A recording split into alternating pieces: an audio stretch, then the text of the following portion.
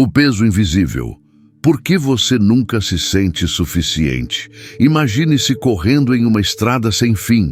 Você acelera, suando, o coração disparado, mas o horizonte nunca se aproxima. Cada passo parece levar você ao mesmo lugar e uma voz sussurra em sua mente: você não é suficiente. Não importa o que conquiste, um diploma, um emprego, um elogio, um momento de glória. A sensação persiste, como uma sombra que nunca se dissipa. Você já sentiu isso? Esse vazio que não explica, essa certeza de que algo em você está sempre faltando? Desde cedo, somos ensinados a buscar a perfeição. Seja o melhor, dizem os pais, os professores, os chefes, as telas brilhantes que nos vendem vidas impecáveis. A sociedade nos mede por métricas invisíveis: sua produtividade, sua beleza, sua inteligência, sua popularidade. E mesmo quando você atinge o topo, descobre que o topo é apenas outro degrau, e a voz retorna: ainda não é suficiente. Por quê? Porque, não importa o quanto você faça, o sentimento de insuficiência permanece. Essa não é apenas uma falha pessoal. É uma armadilha existencial. Nietzsche nos alertaria que vivemos sob o jugo de valores que não escolhemos. Valores que nos dizem que nossa existência precisa ser justificada por feitos, por validação externa, por um ideal inatingível de ser suficiente. Jung diria que essa voz vem da sombra. A parte de nós que reprimimos, que julgamos indigna, que nunca mostramos ao mundo. E Sartre, com sua lucidez cruel, nos lembraria que somos condenados à liberdade, mas fugimos dela porque ela exige que aceitemos nossa imperfeição. Pense nas vezes em que você se comparou a um colega que parece mais bem-sucedido, a uma imagem filtrada nas redes sociais, a um ideal que você mesmo criou, mas nunca alcançou. Cada comparação é um golpe silencioso contra sua própria existência. Você constrói muralhas de esforço, acumulando conquistas para provar seu valor, mas o peso só aumenta. E se no fundo o problema não for você? E se a ideia de ser suficiente for uma ilusão criada para mantê-lo correndo, nunca parando, nunca vivendo? Aqui está a provocação. E se nunca ser suficiente fosse, na verdade, a chave para a sua liberdade? E se, em vez de lutar contra essa sensação, você a abraçasse? Não como derrota, mas como um convite para abandonar a corrida e simplesmente ser. A sociedade nos vende a ideia de que a insuficiência é uma falha a ser corrigida. Mas e se ela for um sinal? Um sinal de que você está buscando validação nos lugares errados, em vez de encontrá-la dentro de si?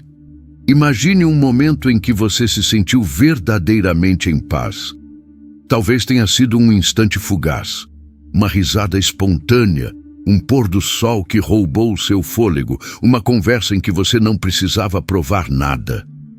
Nesses momentos, a voz da insuficiência silencia. Por quê? Porque por um breve instante, você não estava tentando ser suficiente. Você estava apenas sendo. E aqui está o paradoxo: quanto mais você corre atrás de ser suficiente, mais se distancia de quem realmente é. A busca por validação é uma prisão disfarçada de propósito. Cada conquista que você persegue para silenciar essa voz é apenas outra corrente que você coloca em si mesmo. E se, para se libertar, você precisasse parar de correr?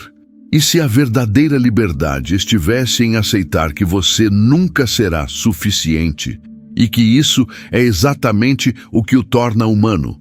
Então, a grande pergunta se ergue diante de você. E se a sensação de nunca ser suficiente não for um defeito, mas a porta para uma vida mais autêntica? O que aconteceria se você parasse de buscar a perfeição e começasse a abraçar a imperfeição como sua maior força? Seção 2. A origem da insuficiência. Como a sociedade programa sua insegurança. Você já parou para se perguntar de onde vem essa voz insistente que sussurra: você não é suficiente? Não é apenas um eco interno, um defeito isolado da sua mente. É um script cuidadosamente gravado em você por forças que começaram a agir muito antes de você ter consciência delas. A sensação de insuficiência, que parece tão pessoal, é, na verdade, uma herança, uma construção coletiva que atravessa gerações, culturas e sistemas. Mas como chegamos aqui? Como algo tão íntimo, tão doloroso, se tornou uma corrente invisível que prende quase todos nós? Volte à sua infância. Lembre-se das primeiras vezes em que sentiu que precisava provar algo. Talvez tenha sido um elogio que você buscou dos seus pais, uma nota que precisava ser perfeita ou o desejo de ser aceito pelos amigos. Desde cedo, aprendemos que nosso valor depende de corresponder a expectativas externas. Seja bom, seja obediente, seja melhor que os outros. Essas frases não são apenas conselhos, são comandos que moldam a psique. Carl Jung diria que essas mensagens se alojam na sombra, a parte de nós que escondemos, onde guardamos o medo de não sermos dignos. Mas a raiz vai mais fundo. Nietzsche nos alertaria que vivemos sob uma moral de rebanho, um sistema de valores que glorifica a conformidade e pune a singularidade. A sociedade moderna, com suas métricas de sucesso, dinheiro, status, beleza, produtividade, não está interessada em sua autenticidade. Ela quer que você corra, que produza, que se compare. E a comparação é o veneno perfeito. Ela faz você acreditar que sua insuficiência é sua culpa, não um sintoma de um jogo manipulado. Pense no que nos cerca. A publicidade nos bombardeia com imagens de vidas perfeitas, corpos esculturais, carreiras brilhantes, famílias felizes. As redes sociais amplificam isso, transformando cada pessoa em um palco onde todos competem por aplausos. Estudos de psicologia social, como os de Leon Festinger sobre comparação social, mostram que nos medimos constantemente contra os outros e quase sempre saímos perdendo. Por quê? Porque o sistema é projetado para isso. A economia depende de sua insegurança. Se você se sentisse suficiente, pararia de consumir, de correr, de obedecer. E não é só o mercado. Michel Foucault nos ensinou que o poder opera de forma mais sutil, internalizando normas que nos vigiam por dentro. Você não precisa de um capataz com um chicote. Você carrega um capataz na mente. Cada vez que se sente inferior por não ter o emprego certo, a casa certa, a vida certa, é o poder funcionando, o poder que nos ensina a desejar o que nunca poderemos ter completamente. Porque no momento em que você atinge um objetivo, o horizonte se move. O suficiente sempre escapa. Mas há uma camada ainda mais profunda. A psicologia moderna revela que a sensação de insuficiência está ligada ao nosso cérebro. Somos programados para buscar aprovação social, uma herança evolutiva que garantia a sobrevivência em tribos. Rejeição significava morte, aceitação significava vida. Hoje, esse instinto se volta contra nós. A amígdala, que dispara alertas de perigo, reage ao julgamento social como se fosse um predador. Quando você hesita em falar o que pensa, quando se encolhe diante de uma crítica, é seu cérebro tentando protegê-lo. Mas proteger de quê? De um perigo que não existe mais. E aqui está a ironia. O que parece ser uma falha pessoal é, na verdade, um mecanismo coletivo. Você não se sente insuficiente porque é defeituoso. Você se sente assim porque foi ensinado a se sentir assim. Desde o momento em que nasce, você é colocado em uma corrida que não pode vencer, mas que também não pode abandonar. A sociedade depende de sua insegurança para funcionar, para que você trabalhe mais, consuma mais, obedeça mais. No entanto, há uma verdade oculta nisso tudo. Sartre, com sua visão existencialista, diria que a angústia de nunca ser suficiente vem da nossa liberdade. Porque somos livres para nos definir, também somos livres para nos julgar. E na ausência de um sentido absoluto, buscamos esse sentido fora de nós, em aprovações, conquistas, comparações. Mas cada busca externa é uma traição de si mesmo. Você entrega seu poder àquilo que nunca poderá preenchê-lo. Então, por que continuamos correndo? Por que aceitamos essa narrativa de insuficiência como se fosse a verdade? A resposta é desconfortável, porque é mais fácil obedecer ao script do que enfrentá-lo. Porque questionar a voz que diz, você não é suficiente, exige coragem para olhar para dentro, para o vazio, para o silêncio onde não há respostas prontas. E aqui está a questão que nos leva adiante. Se a sensação de insuficiência é uma construção, uma mentira que você aprendeu a acreditar, como seria sua vida se você parasse de ouvi-la? Será que o problema não é nunca ser suficiente, mas acreditar que você precisa ser? Seção 3. A ilusão do esforço. Por que correr atrás da perfeição? Nos aprisiona. Imagine-se em um palco, sob holofotes implacáveis. Cada passo que você dá é observado, julgado, medido. Você acredita que está escolhendo seus movimentos, a carreira que segue, as palavras que diz, a vida que constrói. Mas no fundo, uma pergunta inquietante surge. E se suas escolhas não forem tão livres quanto parecem?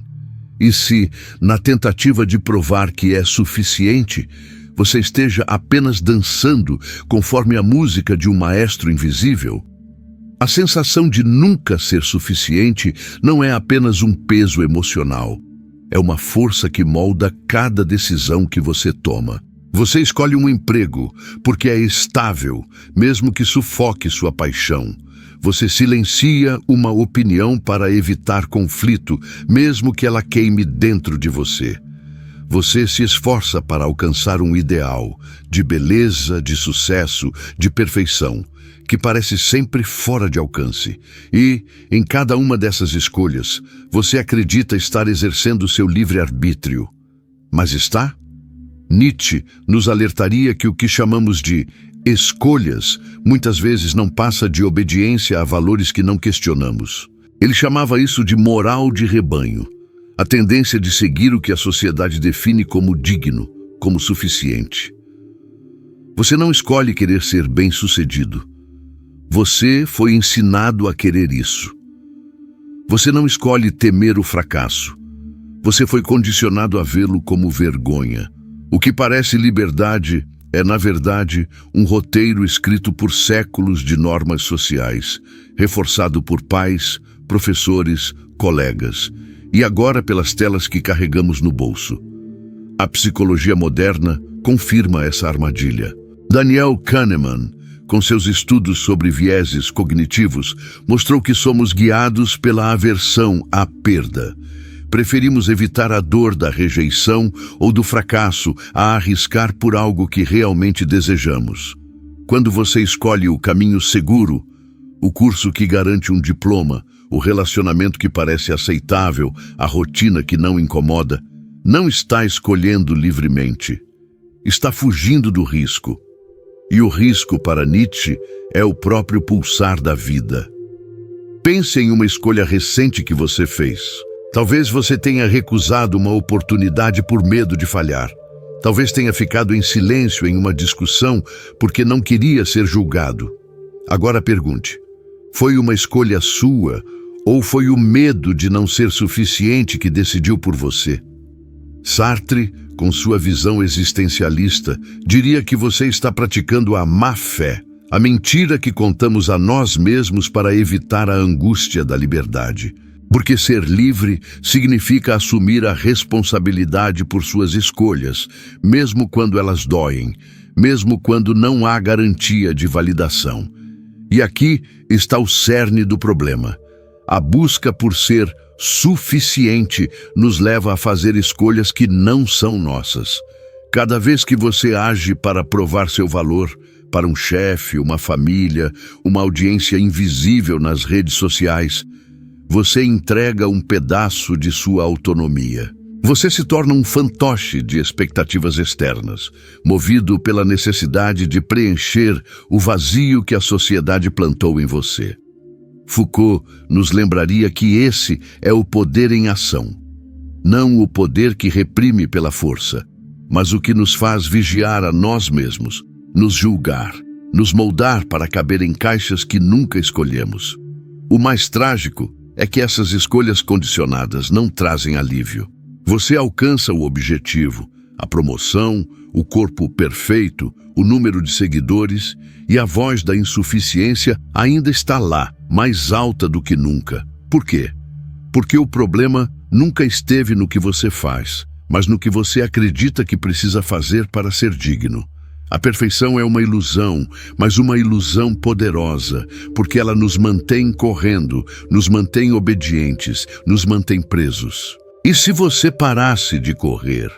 E se em vez de escolher com base no que o torna suficiente aos olhos dos outros, você escolhesse com base no que o faz vivo? Jung diria que o caminho para a autenticidade começa quando enfrentamos a sombra. Aquela parte de nós que rejeitamos, que julgamos insuficiente. Mas enfrentar a sombra exige abandonar a ilusão de que suas escolhas são livres. Exige reconhecer que até agora muitas delas foram ditadas por um sistema que lucra com sua insegurança. A pergunta que nos confronta agora é inquietante. Se suas escolhas são moldadas pela necessidade de ser suficiente, o que resta da sua liberdade? E mais importante, o que aconteceria se você começasse a escolher não para provar seu valor, mas para afirmar sua existência com todas as suas falhas e imperfeições? Seção 4. O custo da comparação. Como a insuficiência molda nossa cultura. Imagine uma cidade iluminada por telas brilhantes, onde cada pessoa carrega um espelho invisível, refletindo não a si mesma, mas uma versão idealizada que nunca alcançará. Nesse lugar, ninguém para, ninguém descansa, todos correm, não por desejo, mas por medo de não serem suficientes. Essa é a nossa realidade. A sensação de insuficiência, que parece tão íntima, não é apenas sua. Ela é o alicerce de uma sociedade inteira, moldando mentes, corpos e culturas de maneiras que raramente percebemos. Mas qual é o custo disso? Como o peso de nunca se sentir suficiente distorce quem somos e o mundo que construímos. No nível individual, a insuficiência é uma ferida silenciosa. Ela nos mantém acordados à noite, revisando erros, imaginando o que poderíamos ter feito melhor. Estudos de psicologia, como os de Brené Brown, mostram que a vergonha, essa prima cruel da insuficiência, corrói a autoestima, alimenta a ansiedade e nos faz evitar riscos. Você já hesitou em tentar algo novo por medo de não ser bom o suficiente? Já se calou em uma reunião, convencido de que suas ideias não valiam? Cada vez que cede a essa voz, você se encolhe um pouco mais, trocando autenticidade por segurança. O resultado é uma vida vivida pela metade, onde o potencial fica preso atrás de uma cortina de autocrítica, mas o impacto vai além do indivíduo. A insuficiência é a engrenagem que move a sociedade moderna. Pense no consumismo. A publicidade não vende produtos. Ela vende a promessa de que você será suficiente se comprar o carro certo, a roupa certa, o estilo de vida certo. Só que o certo muda constantemente, mantendo você em um ciclo eterno de desejo e insatisfação. A economia global depende disso. Se todos se sentissem suficientes, o mercado colapsaria. Como disse Zygmunt Bauman, vivemos em uma modernidade líquida, onde nada é permanente, e a busca por validação é o motor que nos mantém consumindo. E não para por aí. A insuficiência molda nossas relações. Quantas vezes você já viu alguém permanecer em um relacionamento tóxico, não por amor, mas por medo de não ser digno de algo melhor? ou competir com amigos, não por prazer, mas para provar que é melhor. A sociologia nos mostra que a comparação social, intensificada pelas redes sociais, cria uma cultura de inveja disfarçada de inspiração. Cada curtida, cada seguidor, cada postagem é uma métrica de valor, e o resultado é uma sociedade de indivíduos desconectados, performando para uma plateia imaginária. Nietzsche via isso com clareza assustadora. Ele alertava sobre o último homem, o indivíduo que troca a grandeza pela mediocridade, buscando apenas conforto e validação. Na nossa era, o último homem não é uma figura distante. Ele está em todos nós, cada vez que nos curvamos ao desejo de sermos vistos como suficientes. Essa busca nos torna obedientes ao mercado, às normas sociais, às expectativas alheias. Foucault complementaria, apontando que o poder opera mais eficazmente quando nos faz vigiar a nós mesmos. Você não precisa de um governo autoritário quando já carrega um juiz interno, pronto para condená-lo por não ser bom o suficiente. O custo cultural é ainda mais devastador. Uma sociedade movida pela insuficiência é uma sociedade que teme o risco. Grandes ideias são abandonadas porque parecem ousadas demais. Revoluções culturais morrem antes de nascer, porque ninguém quer ser o primeiro a falhar. A criatividade que exige vulnerabilidade é sufocada pela necessidade de perfeição. Pense na arte, na ciência, na política. Quantas vozes brilhantes foram silenciadas porque seus donos se sentiram insuficientes? Quantos sonhos foram sacrificados no altar da aprovação social? E há um preço físico também. A neurociência nos mostra que a ansiedade crônica, alimentada pela comparação e pela autocrítica, remodela o cérebro. A amígdala, que processa o medo, fica hiperativa, enquanto o córtex pré-frontal, responsável pela criatividade e pela tomada de decisões, perde força. Vivemos em um estado de alerta constante, como se estivéssemos fugindo de um predador que não existe. O resultado? Burnout, depressão, uma epidemia de saúde mental que não é acidente, mas consequência de uma cultura que lucra com nossa insegurança. O mais cruel é que esse ciclo é invisível. Você acredita que suas escolhas, trabalhar até a exaustão, perseguir ideais inatingíveis, são livres, mas elas são moldadas por um sistema que precisa de sua insuficiência para funcionar. Você corre, mas nunca chega, porque o destino foi projetado para ser inatingível. E aqui está a pergunta que nos empurra para frente. Se a insuficiência é a base da nossa cultura, o que acontece com uma sociedade que nunca para de correr? E mais importante, o que aconteceria se você individualmente decidisse parar? Não para desistir, mas para questionar se essa corrida vale sua vida? Seção 5. O eu fabricado. Como a busca por validação nos define. Imagine-se como uma estátua em construção, martelando dia após dia para se encaixar em um molde que nunca viu, mas que sabe que deve atender. Cada golpe é uma tentativa de provar que você é suficiente. Um sorriso forçado, uma conquista exibida, uma fraqueza escondida. Mas e se essa estátua, esse eu que você tanto protege, não for nada além de uma fachada, uma prisão construída pela necessidade de validação? E se a sensação de insuficiência não for apenas um sentimento, mas o alicerce do seu senso de identidade? O eu que você conhece não nasceu pronto. Ele foi esculpido, camada por camada, pela pressão de ser suficiente. Desde a infância, você aprendeu a definir seu valor por como os outros o veem. Jung chamaria isso de persona, a máscara social que usamos para navegar o mundo, escondendo a sombra, a parte insuficiente que tememos revelar. Mas essa máscara não é inofensiva. Ela se torna a prisão perfeita, porque você a confunde com sua essência. Você se identifica com as conquistas, os papéis, as aprovações, e qualquer ameaça a eles é uma ameaça ao seu ser. Pense em quem você é quando ninguém está olhando. Sem as expectativas alheias, sem a necessidade de provar nada, o que resta? Para muitos, o vazio. Sartre nos diria que esse vazio é a essência da existência. Não temos um eu fixo, somos o que fazemos. Mas a busca por ser suficiente nos faz fabricar um eu rígido, uma identidade baseada em ideais inatingíveis. Você se define como o profissional de sucesso, o pai perfeito, a pessoa admirada, e cada falha vira uma crise existencial. A insuficiência, então, não é um defeito, é o que mantém essa identidade viva, porque sem a corrida para provar valor, o eu fabricado desmorona.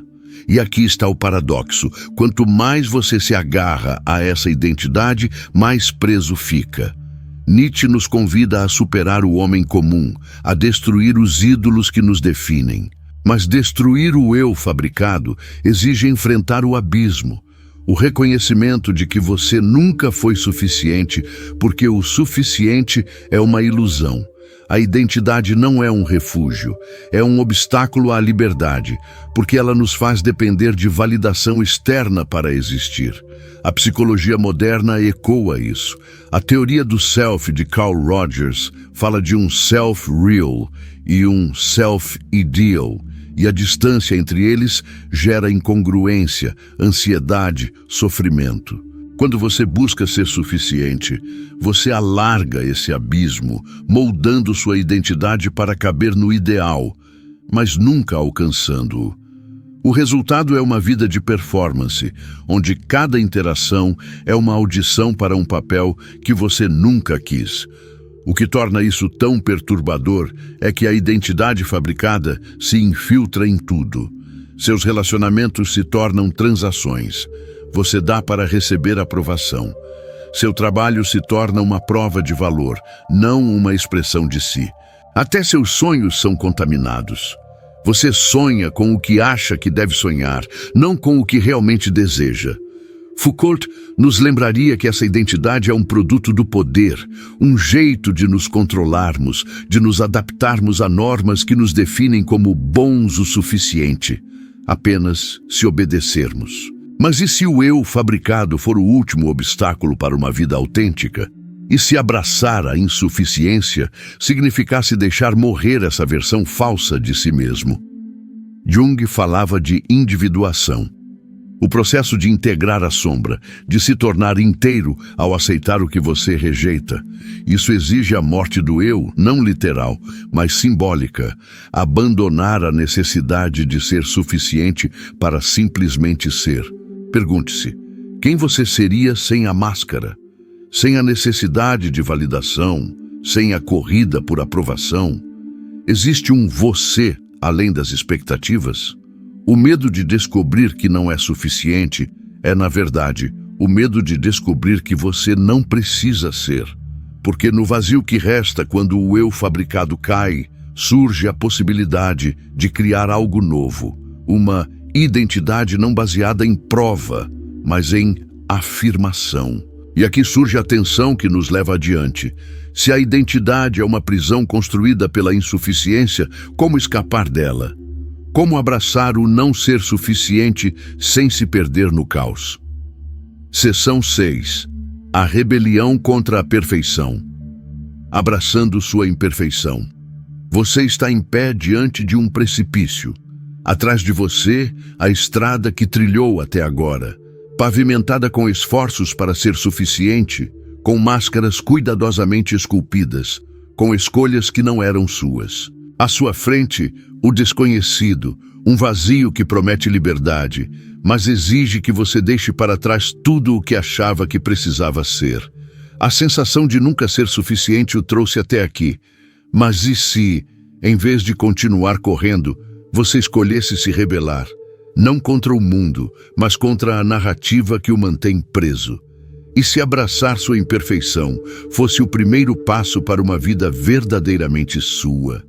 Essa rebelião não é barulhenta, não exige megafones ou revoluções públicas. É um ato silencioso, interno, que começa com uma decisão radical: parar de buscar a validação que nunca o preencherá.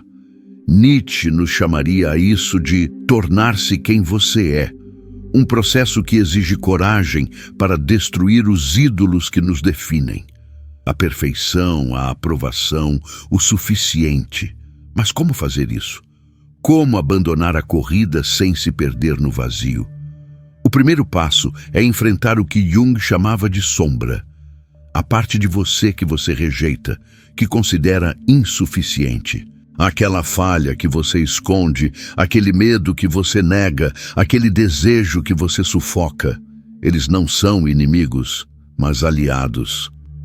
A psicologia moderna, como os estudos de autoaceitação de Christine Neff, sugere que a autocompaixão é mais poderosa do que a autocrítica. Em vez de se punir por não ser perfeito, tente se perguntar: e se minhas falhas fossem apenas humanas?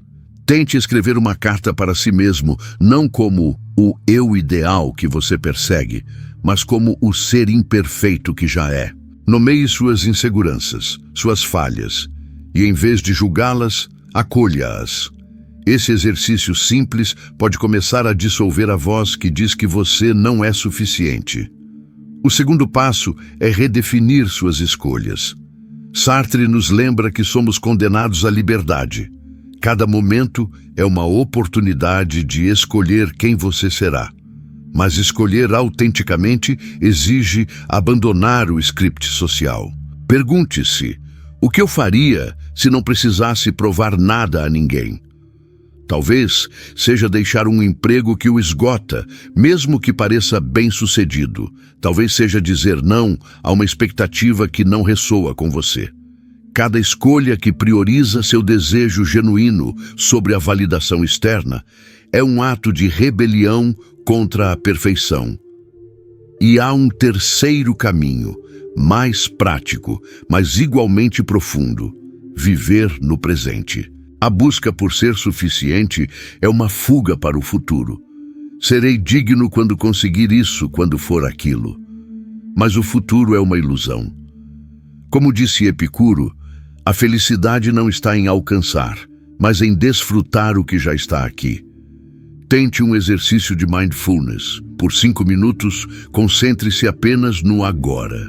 A textura da sua respiração, o som ao seu redor, a sensação do seu corpo.